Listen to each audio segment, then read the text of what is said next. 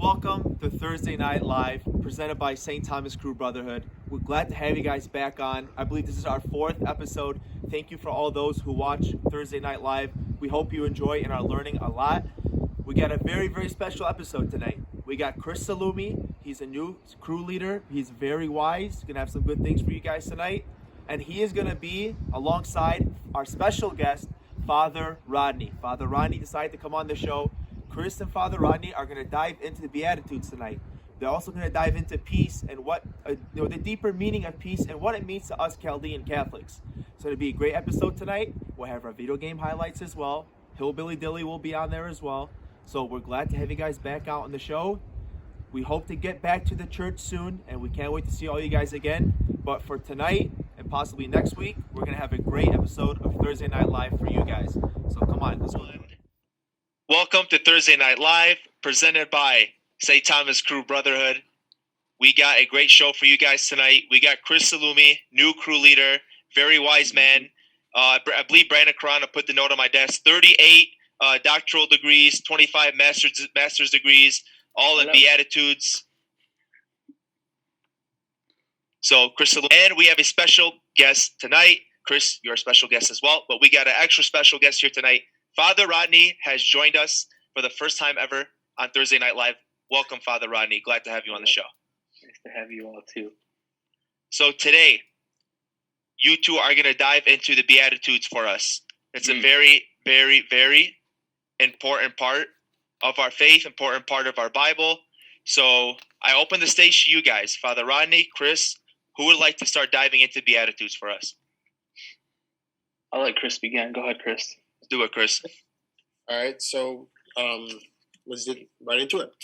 So we picked the Beatitudes from Matthew 5.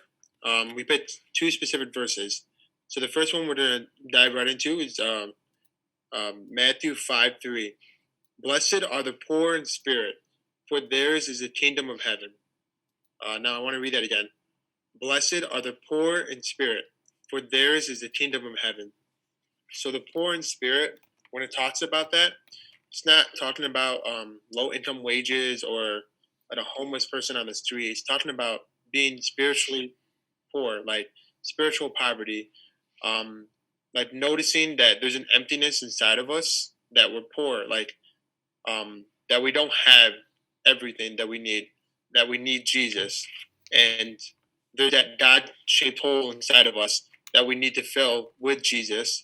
And constantly the world is telling us to fill it with sleeping, gaming, and all these different things that like distract us from God. And it fills our hole, yeah, but it doesn't fill it the right way, you know? And so we need God to fill that hole. Thank you, Chris. Yeah. No, thank you. Appreciate that. Father Rodney, anything to add to that? Yeah, I think as we kind of go through the Beatitudes, the one thing we can always remember is that the Beatitudes are our way to get to heaven. And like a lot of like theologians and scripture scholars have all talked about, like, it's what makes us perfect. So if we live out the Beatitudes, then that's how we'll get to heaven. And so it's kind of, Chris said, the poor in spirit, right, are those who interiorly are poor, meaning that they rely on God for all of their needs. Because what did Jesus come to bring? Well, not an earthly kingdom, but a heavenly one. So a lot of these things are saying, focus on the Spirit, focus on you relying on God and on God bringing you to another level. And so look at the reality Jesus brings with him, and then also look at Jesus, right? Imitate Jesus. What would he do? How would he act? Because ultimately, who is the humblest person in the world? Jesus. Yeah, because what did he do for us? Well, he was God who became man. And so in the same way, right, we're called to be like Jesus. We're called to be those who just kind of like empty ourselves and let everything go and allow God to fill us up.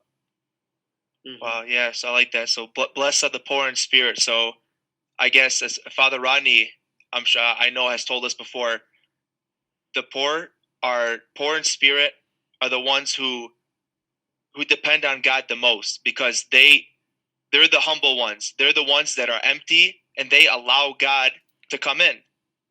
But again, we talked last week. Those who are humble don't leave space for God to come in. But those who are poor, they're more humble. They're poor in spirit, not poor, money wise, and they have their room in their spirit to let God in. So I like that a lot. Blessed are the poor in spirit. And also we hear all the time, blessed are the peacemakers. Blessed are the peacemakers. So one, do you want to dive into that one for us? Yeah, sure. I can read it again. So it's Matthew 5:9. Blessed are the peacemakers, for they will be called children of God. So the peacemakers, there's like three types of peace. We have the peace within oneself, within ourselves, the peace from God, peace with God, and the peace with others, with our friends, with our family, with even our enemies. So peace within ourselves, that could come onto us like anxiety and like all these different things that kind of attack our mind. That's like unsettling. That's not peace. That's not from God. That's we need to recognize those things in us, like those things that cause us to sort of rely on our friends for affirmation, to like be connected with them and to find love in them instead of love with God. Like we're not finding wholeness within ourselves. We need other people or games or sleep or food to fill that sort of like ego of ours, and we need to match that with the peace with God. If we have peace with God, we sort of match everything else in our lives. If I have peace with God, then I have peace with myself. If I have peace with myself, then I can spread that peace with other people. It starts off with God. You need that peace with God to like connect to everyone. I like that. Thank you, Chris. Father Rodney, anything to add to that? Yeah. So what we noticed from the first one is it talks about like, blessed are the poor in spirit. So it talks about you have this poor in spirit, right? You have the spirit and it needs to be empty, right? But now Jesus is moving from just this interior disposition to saying, okay, now you need to act, right? So it's not just about having this interior disposition, having this like poor, the spirit that's poor. It's about the necessity to do something, and that's to bring peace into the world. So it's always kind of, we can focus sometimes on like, okay, ourselves and our own spiritual lives, or sometimes we can just focus on, okay, I need to work. Well, what's Jesus showing us? Well, it's both. It's not one or the other.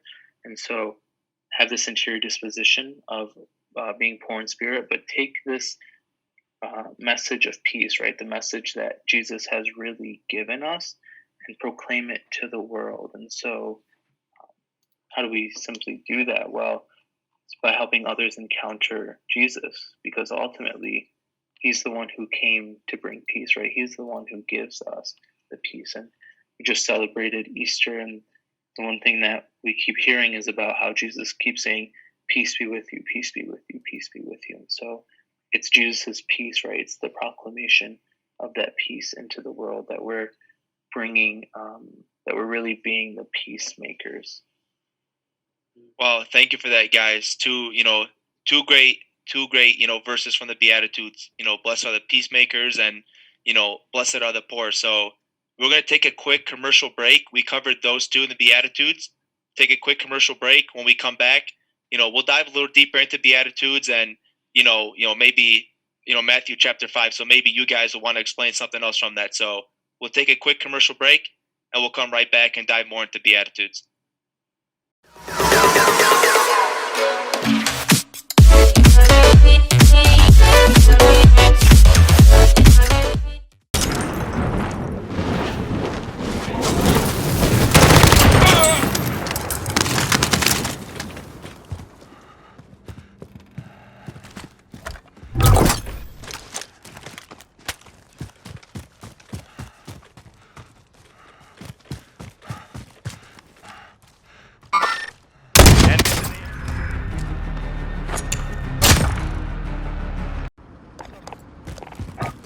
search and destroy. Protect the assets. Watch your backs. We're on our own out here.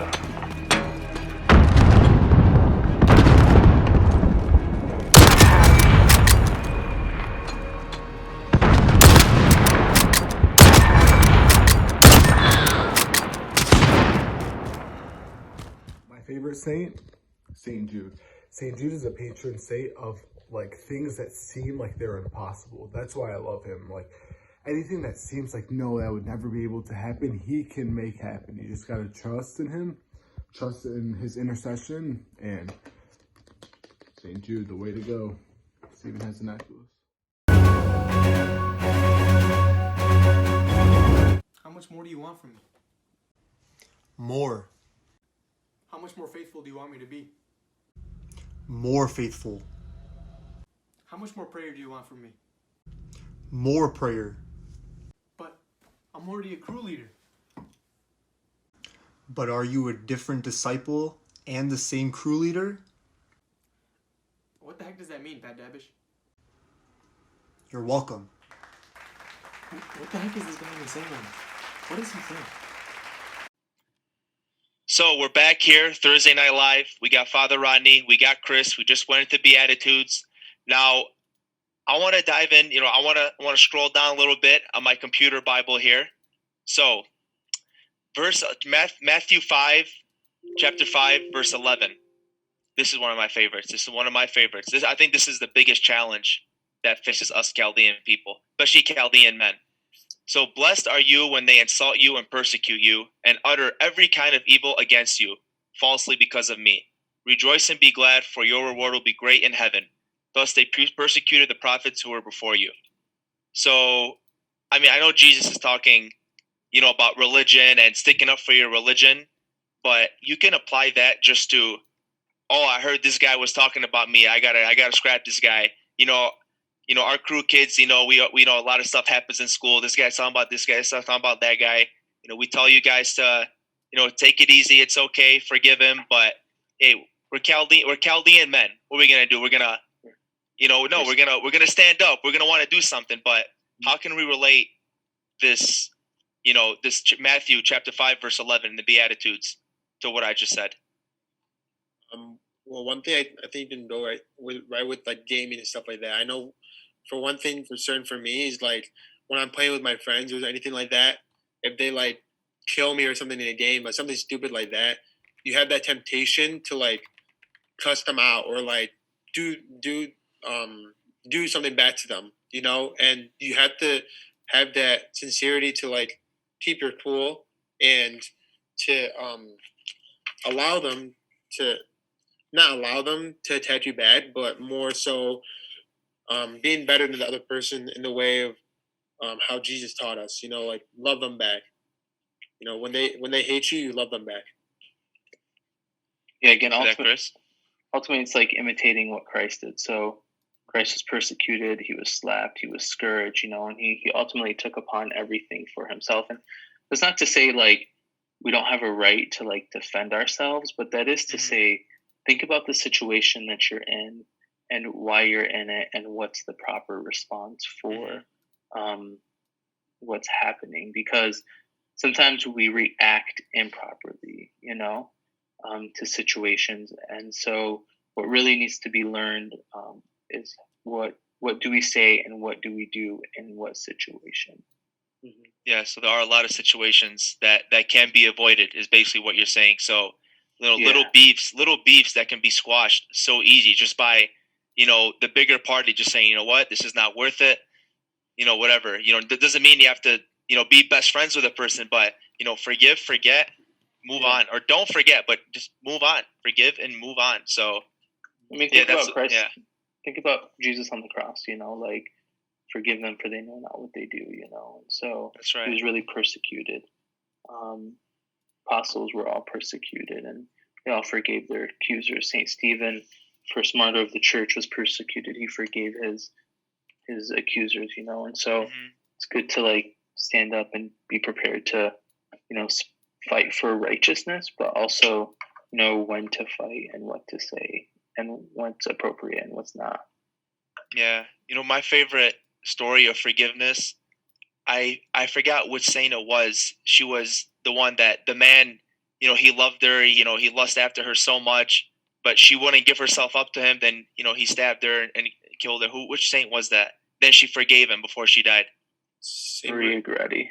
That's one of my favorite stories. Yeah. If she can forgive after being stabbed 10, 11 times, whatever it was, and like she's 14. dying. She was dying and she forgave. Not like she healed, she thought about it. It's not worth it. No, she was dying, bleeding, and she said, I forgive him. Not just that. So later on, when he was in jail, she comes in his dreams to get him to repent. And she gives him 14, I think it was 14 times she was stabbed, and she gave him like 14 white lilies. Wow. As like a sign for her forgiveness. Amazing. So, and we can all forgive. We all have God gave us all the ability to forgive. Amen. Yeah. It's just about like getting over our ego. Sometimes it's so awkward to like forgive the other person because like all your friends know this person did that to you. Like, what are my friends gonna think of me when forgive them and stuff like that? It's about getting over our ego and getting over like our pride, especially. What's bigger? What's more important, your ego or the kingdom of God? After your very, very, very short time here on earth, you're gonna turn to dust. Your flesh is gonna be nothing. Everything you own, all your ego, all your friendships, all your reputation stays here. It's between just you and God, your soul, and that's it. Yep. So thank you, Chris and Father Rodney. If there's anything that either of you two would like to add before we move on and close the show and end with a little bit of hillbilly dilly, anything you two want to add? Not that. Live like Jesus did. Follow in his footsteps, like our ultimate goal is salvation. And so you need to live as if you're trying to get to heaven. And so when you do a certain action, right, think about one, why am I doing this action? But also, will this action get me to heaven? And if the answer is no, then maybe you shouldn't be doing what you're doing. Mm-hmm. But our ultimate goal, like the prize that we're fighting for, is heaven. Right. Short time here. Forever in heaven, or forever where you choose to go. Forever where you choose to go. Ultimately. So I want to thank Father Rodney for being the special guest on our show today. Thank you for joining us, Father Rodney. Hope to have you on again sometime soon. Chris Sallumi, you are a CREW leader, a great CREW leader. We're happy to have you on the CREW program. Glad we got you to come on board. Thank you very much. Thank you for having me. Until next week, everybody. Next week, we're going to have a very lit show, Thursday Night Live. Don't know who the guests are yet, but whoever it is, I'm sure they're highly requested. Of course, not as highly requested as Don Meta, but they're going to be highly requested, and they're going to do a great job next week. So, until next week, have a good night, everybody. Hillbilly Dilly. What's up, y'all? It's day number 37 on this quarantine adventure. I'm glad y'all still tuning in. This week didn't go as planned. I tried to hit the gym this week. It didn't work out, as you can see. Hey, bro, you about done with that machine? When I'm done, all right? Step back. Dude, I'm just asking. I'm just asking. I haven't been to the gym in 2 months. You miss it? I can tell. Yes. Oh my gosh. Sean, this guy, what is he doing? Ah. Oh no, Brad. Hey, Brad, come on, you're supposed to help me.